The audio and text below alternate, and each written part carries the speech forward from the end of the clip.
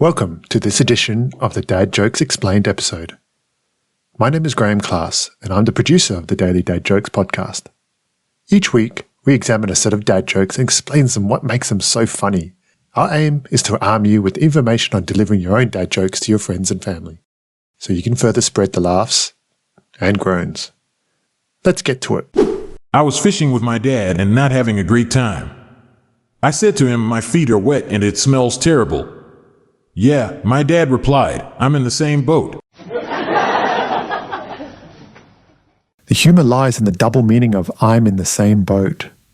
Literally, they are both physically present in a fishing vessel experiencing similar discomforts. Figuratively, it means sharing the same predicament or situation as someone else. This play on words creates an amusing connection between their shared, literal, and metaphorical circumstances. At dinner, my frustrated date said, "So napping and sitting around are seriously your only hobbies? You told me that you were interesting." No, I corrected. I said that I was interesting.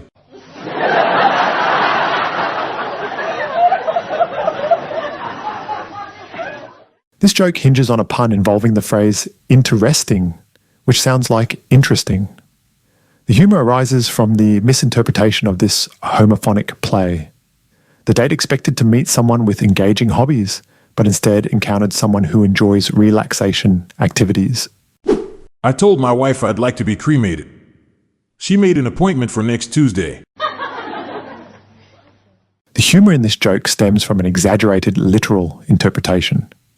The husband expresses a future wish for cremation, typically implying after death. However, the wife humorously misconstrues it as an immediate request and schedules it for next Tuesday. This unexpected twist on timing creates a comedic surprise through miscommunication. I just realized that the word 7 is even in it. That's odd.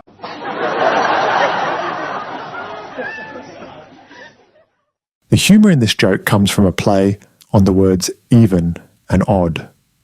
The number 7 is mathematically odd, yet it contains the letters spelling out even, which typically describes numbers divisible by 2. This creates an amusing contradiction between linguistic observation and numerical fact.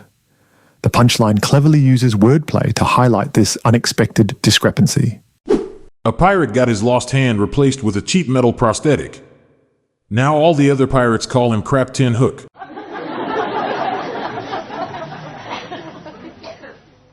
This joke plays on the pun between Captain Hook, a famous fictional pirate with a hook for a hand, and Crap Tin Hook. The humour arises from the substitution of crap and tin, implying that his new prosthetic is inferior or cheaply made. By altering Captain to Crap Tin, it cleverly highlights both the material quality and perceived status of this pirate's replacement hand. This wordplay creates an amusing twist by combining character reference with commentary on craftsmanship.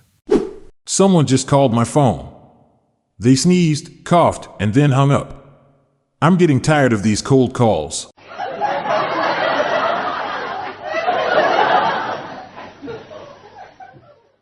This joke cleverly plays on the term cold calls, which typically refers to unsolicited phone calls from salespeople.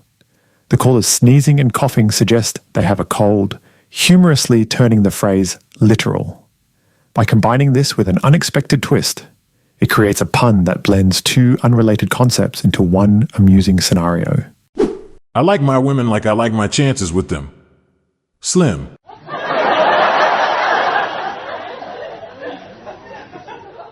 This joke uses a double entendre with the word slim.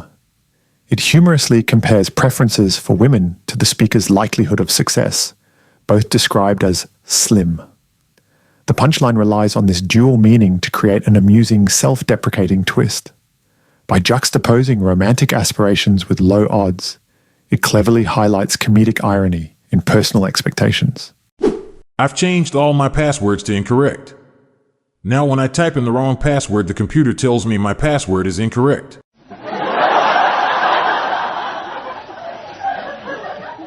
The humour in this joke comes from the clever use of the word incorrect as a password. When entering an incorrect password, systems typically display a message saying, "Your password is incorrect." By setting the actual password to incorrect, it creates an amusing loop where error messages inadvertently reveal the correct answer. The punchline plays on this unexpected twist between user error and system feedback for comedic effect. What's the difference between oral and rectal thermometer?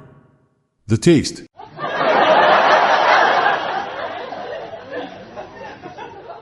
This joke relies on the unexpected and humorous twist involving the sense of taste.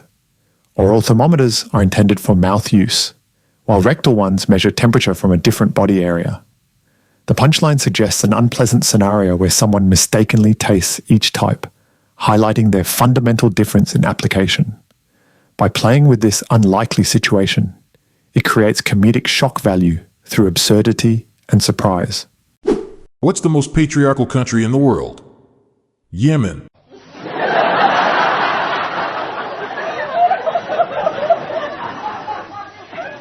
This joke uses a play on words with the term Yemen, sounding like yeah, men. It humorously suggests that Yemen is dominated by men due to this phonetic similarity. The punchline cleverly combines linguistic sound-alike elements with commentary on patriarchal societies. By doing so, it creates an amusing twist through auditory misinterpretation and cultural reference. What has 4 legs, is big, green, fuzzy, and if it fell out of a tree would kill you? A pool table.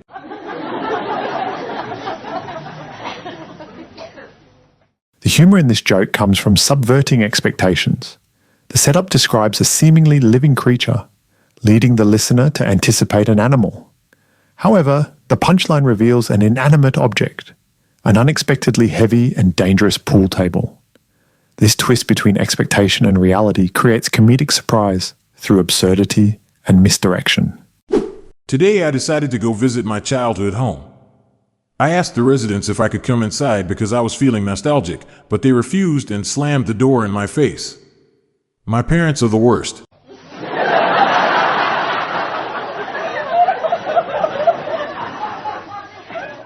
The humor here stems from the unexpected twist that his parents are still living in his childhood home. The setup leads us to believe he's visiting strangers, but the punchline reveals they're actually his own parents. This creates an amusing scenario where they comically refuse their grown child's request out of annoyance or playfulness. The joke cleverly subverts expectations by blending familial relationships with a literal interpretation of being denied entry into one's old house. I told my wife the other day that I could build a car out of spaghetti. She didn't believe me. She said, "No way. You should have seen her face when I drove pasta."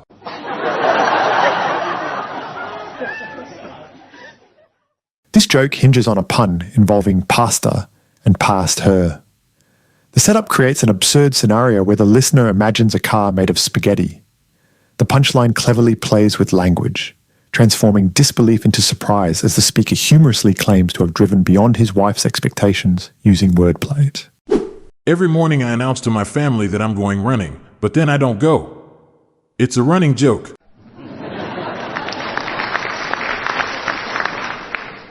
The humor in this joke hinges on the double meaning of running. While it initially suggests physical exercise, the punchline reveals it's actually a humorous routine or ongoing gag. This clever wordplay creates an amusing twist by transforming expectations of fitness into comedy. The surprise element lies in subverting what seems like a genuine intention with playful deception. I asked the lawyer if he could make me a will. He said, "Okay, leave it to me." What audacity! I'd only just met him.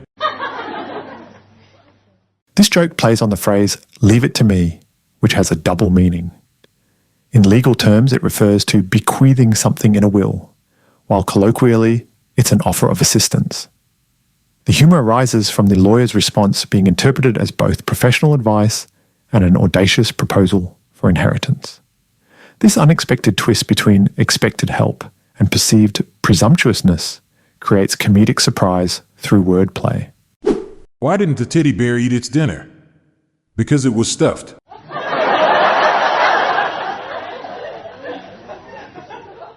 The humor in this joke comes from the double meaning of stuffed. In one sense, it describes a feeling of being too full to eat more food. In another, it refers to how teddy bears are filled with stuffing material. This play on words creates an amusing twist by linking the bear's inability to eat with its plush nature. My girlfriend is obsessed with perfectly tuning her guitar. I think she just craves attention.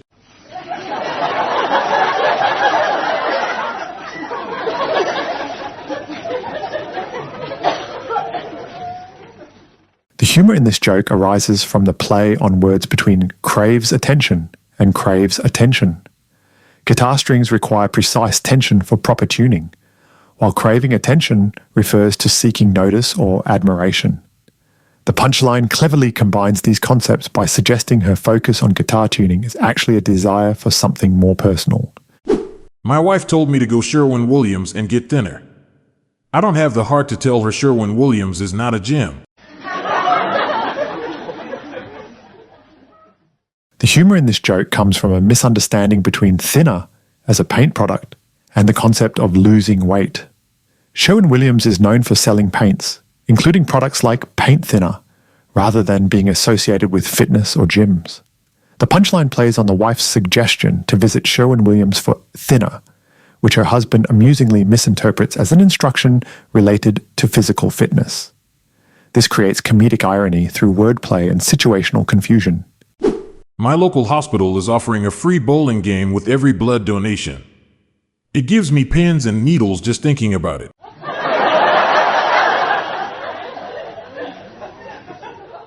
This joke plays on the phrase pins and needles, which is a common term for tingling sensations often experienced when blood circulation returns after being restricted. The setup humorously combines donating blood with bowling, where pins are knocked down in the game. By linking this expression to both medical and recreational contexts, it creates an amusing convergence of language through wordplay. The punchline cleverly blends physical sensation with bowling terminology for comedic effect. A virus is making people forget 80s rock bands. Nobody knows The Cure. This joke plays on the double meaning of The Cure, a famous 80s rock band, and also a term for a solution to an illness. The setup suggests people are forgetting bands, including The Cure, while humorously implying they simultaneously can't remember how to remedy their forgetfulness. This creates irony by linking musical nostalgia with the concept of finding solutions in medicine. The punchline cleverly intertwines these themes through wordplay for comedic effect. How many software engineers does it take to put in a light bulb? None. It's a hardware problem.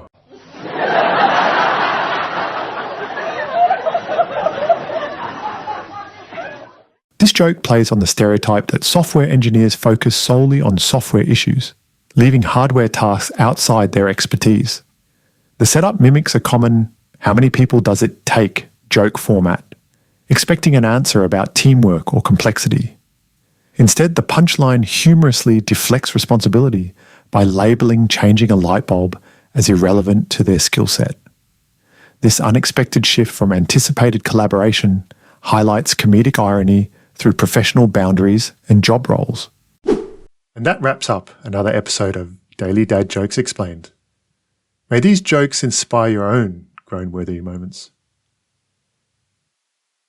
This episode is produced by Klassic Studios. See the show notes page for sources and credits. Check out our other podcasts in our network at klassicstudios.com.